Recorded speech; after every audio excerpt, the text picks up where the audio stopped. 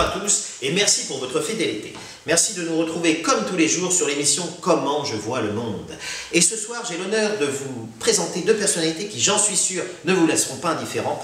Je vous présente donc Monsieur Cover Harry, de son prénom. Bonjour, je suis Monsieur Harry Cover. Et à côté de moi, Mademoiselle Houillette. Oui, bonjour, je suis Mademoiselle Grace Houillette. Très bien. Alors, je rappelle aux téléspectateurs le principe de l'émission. Comment je vois le monde, son évolution et les réponses que je peux lui apporter. Alors, je me tourne vers vous, Monsieur Cover. Votre particularité, c'est que vous êtes non-voyant et vous avez une double particularité. Vous êtes aussi simple d'esprit. Comment ça, simple d'esprit?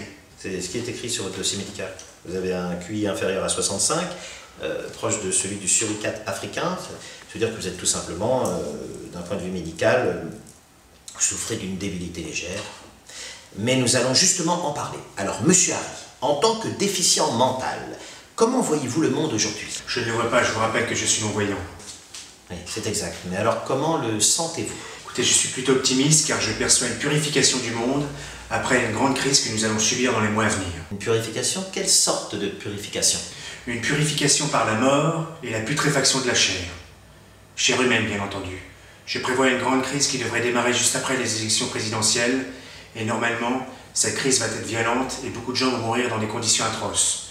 Vous pour commencer, puis mademoiselle, et enfin les téléspectateurs. Moi je vais m'en sortir bien entendu car ma déficience intellectuelle me permet de rester à l'écart de la sauvagerie du monde. Effectivement, c'est un des avantages à être débile. Alors nous y reviendrons sur cette fin du monde dans des conditions atroces. Mais en attendant, je me retourne à présent vers Mademoiselle Grace Houillette, qui a la particularité assez rare, je le souligne, pour une femme d'être intelligente. Alors, je rappelle aux téléspectateurs que vous êtes physicienne doctorante à l'Institut quantique de Melun, je crois, et que vous venez de publier un livre intitulé La crise de l'atome. Alors, première question, comment voyez-vous le monde du point de vue de l'atome? Tout d'abord, merci de votre invitation. Si je peux me permettre, je souhaiterais réagir aux propos de mon collègue, Monsieur Harry Cover, et lui dire que je suis soulagée qu'il soit débile léger, car j'aurais pu être tentée de croire à ses propos. Mais vous savez, je perçois également une grave crise planétaire, qui provient d'ailleurs de la crise de l'atome. Alors justement, qu'est-ce que nous dit cet atome? Écoutez, je souhaite vous citer la fameuse phrase de Richard Feynman, prix Nobel et l'un des plus grands spécialistes en physique quantique. Personne ne connaît vraiment l'atome, car il vit sa vie. Il a acquis son indépendance en 1905 et aujourd'hui il compte bien en jouir sans avoir de compte à rendre. Je comprends, mais est-ce que ces revendications sont légitimes actuellement? Ces revendications sont d'autant plus légitimes que le monde est nerveux.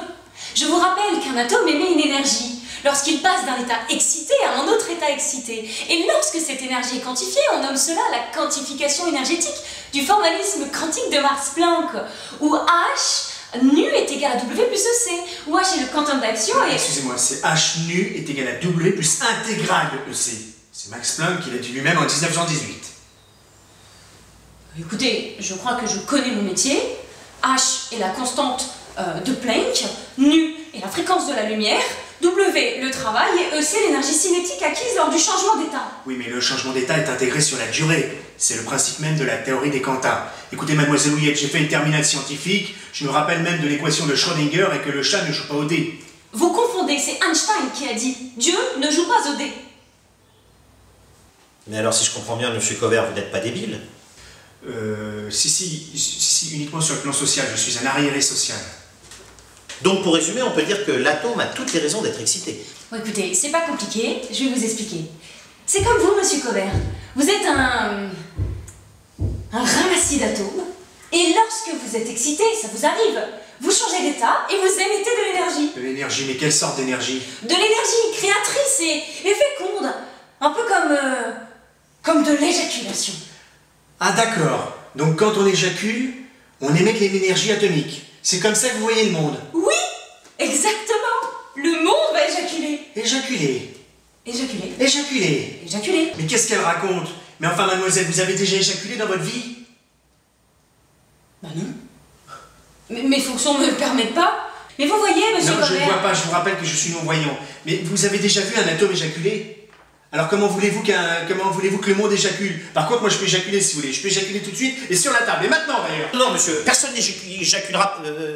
C'est une émission culturelle, s'il vous plaît. D'ailleurs, Max Planck, mademoiselle, n'a jamais éjaculé non plus. Je vous en prie, laissez Max Planck en dehors de ça.